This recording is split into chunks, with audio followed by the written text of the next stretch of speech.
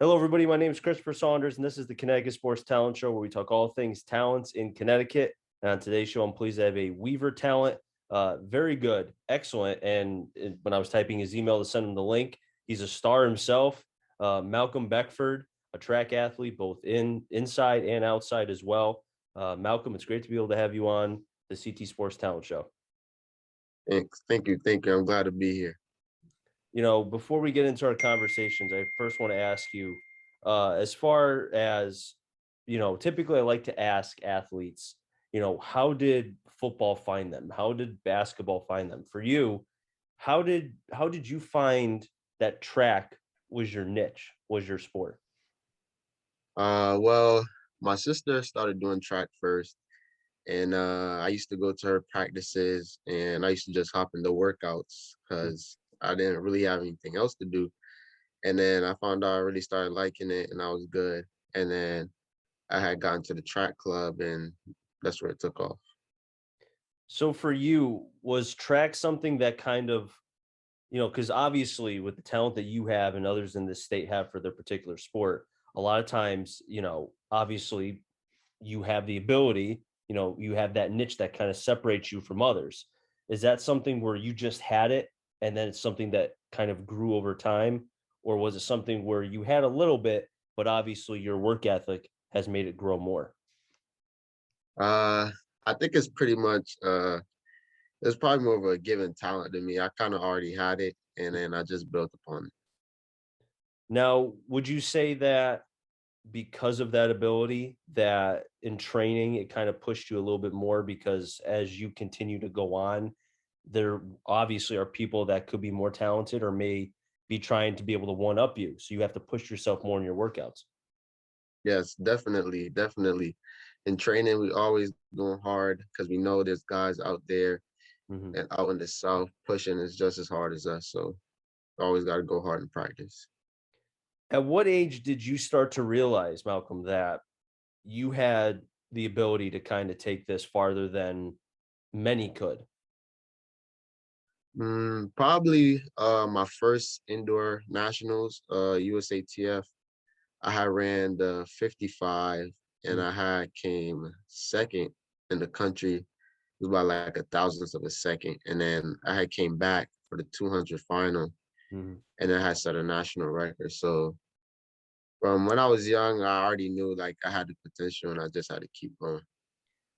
Your training aspects, I mean, obviously I'm sure you've learned more about, your body, eating, and the whole nine from when you were younger and obviously now. But when you were younger, how were you training to make sure that you were at your peak performance every time out? Training has always been hard. We always kind of progress through the season. In the off season, we usually hit the hills on the Saturdays, and we just had to make sure we was always in tune and at a certain point of the season. So for us, we kind of like make sure we're always at our fastest at the end. What workout would you say is your least favorite? Which one is the one that kind of is like, you know what? I really don't want to Uh, do this, but I have no choice. Man, it's probably 300 repeats. Oh gosh, What is that? yeah, 300 meters. Uh, we got about 8, and we had about 2 minute break in between. So it's a pretty hard workout with the lactic acid. So you really kind of start, like, at what point do you start to feel like the soreness or the, like you said, the lactic acid? When do you start to feel that? Cool. About number 5, number 4, you really start to feel it.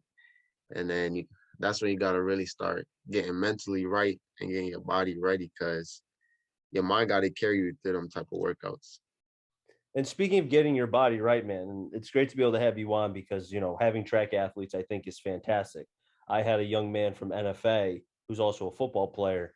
And it's, I think a lot of people kind of underestimate track because it's not the sexy sport, but I think it does deserve a lot of recognition, man. Yeah. For you in particular, you know, to go back to the comment about making sure you get your body right, uh, are you, because I remember when I played back in the day for track, baseball, etc., soccer, I was making sure before games I eat bananas and such to make sure I didn't tighten up. For you, are like, what exactly are you doing before practice and a track meet itself? Well, so before practice, Mhm. we kind of roll out, stretch to get our body right, elevate our legs, and sometimes we take a pre-workout or it's not our vitamins. So we're always trying to make sure our body is at top shape and getting ready for the workout. And what exactly are you like, what kind of vitamins are you taking? Are you eating, like, bananas and apples and such, like, light, or are you Yeah, going a we little gotta more eat a lot of fruits, pineapples, all types. Mhm. And for me, I take a pre-workout, and if I know I'm gonna have a hard day at training.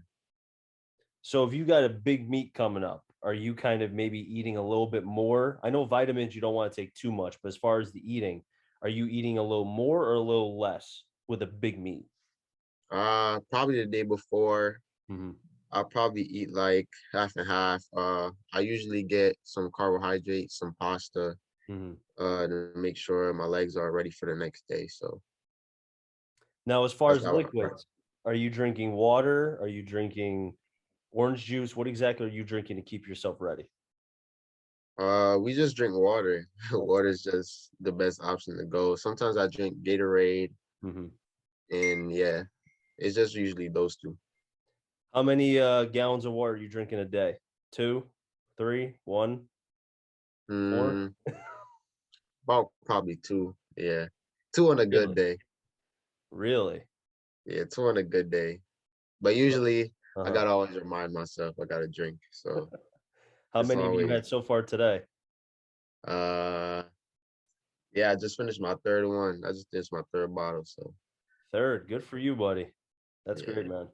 Now, to go back to, your youth, going through track itself.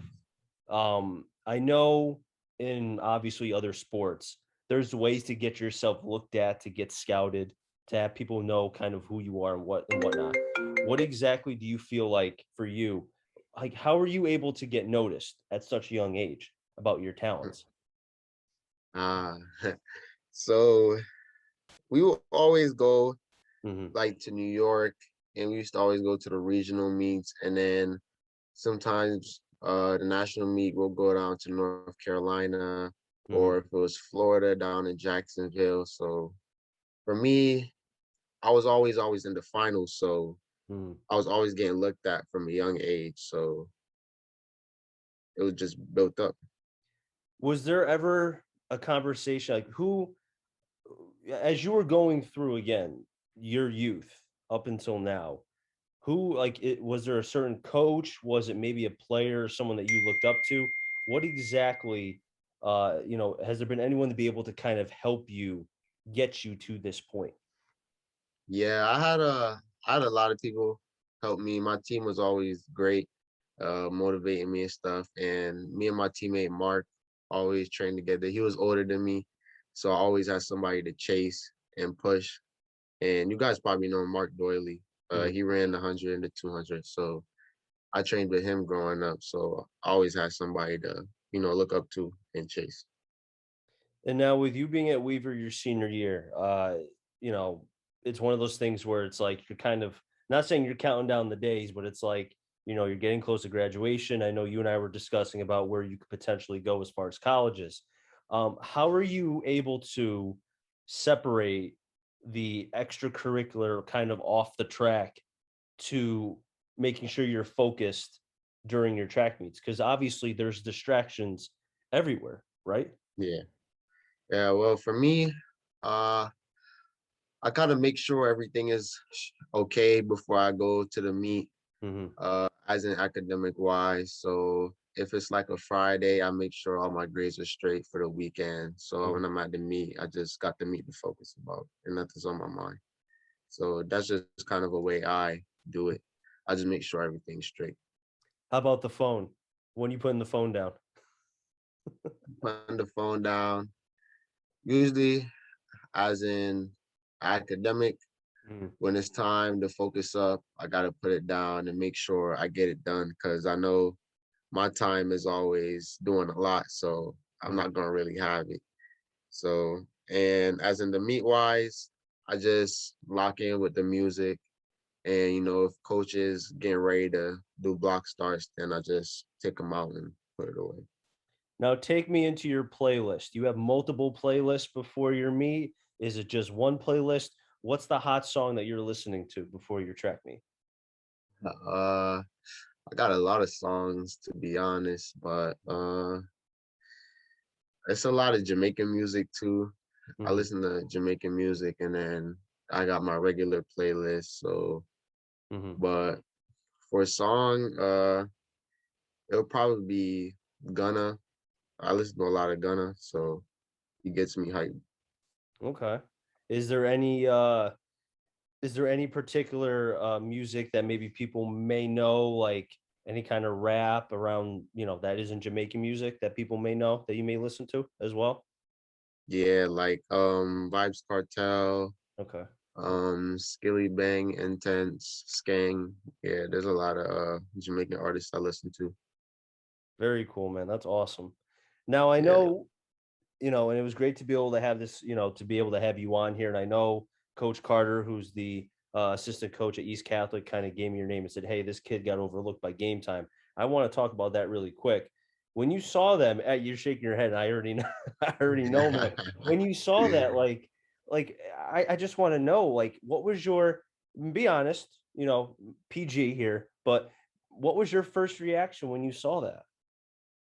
Ah, I mean, when I first saw it, I saw it on my friend's page, and I was like, "Well, I'm gonna go look at it because I'm probably on there." And then when I went on it, I didn't see my name, so I was like, I was so surprised, I couldn't believe it. But I mean, it wasn't really a bad thing for me because I already know what happened at the end of the indoor season. Kind of went to a downfall, Mhm. and then but I still had the fastest times in the state, so I didn't really understand it. But outdoor season is here, so it's okay. Do you feel like too it kind of gives you, not that you're not already motivated, but do you think that kind of seeing that just adds another uh just another level of like, okay, I got to prove now these whoever these people are to show them why I am number 1. Yeah, definitely put a fuel on my fire, so I'm just Mhm. getting ready to go, and the season is here. That's awesome, buddy. Now, before I let you go, Malcolm, it's great to be able to have you on here again. I mean, to be able to have track athletes, I hope I can get more on. Hopefully, having you and the young man I had from NFA will kind of attract more to be able to come on here. Uh, for what would you say? Obviously, your goal is to be number one in everything, have the best times. For yourself, have you set any goals as far as what you want to accomplish this spring season? Yes. So I'm more of a 200 runner, so every season Hmm. I just try to set goals mostly for that event. I'm trying to go 20 point. Since my freshman year, I kind of wanted Glenn McFadden's 200 record of 2085. So I'm gonna try to get that. And for the 100, I'm trying to go 10-4. Hmm. That would be good. So that's what we're trying to get ready for. Malcolm, I wish you nothing but the best of luck this spring season with track, and hopefully, when you make your commitment as far as where you're going, you'll want to come back on here because I'd love to be able to talk about that with you. Yeah, that sounds great. Awesome, man. You be well. Now, You wrap too. things up here in the Connecticut Sports Talent Show. So until next time, stay safe. Remember, CT stands for Connecticut Talent, and I'm on my journey to find them all. Enjoy the rest of your day, everybody, and be well.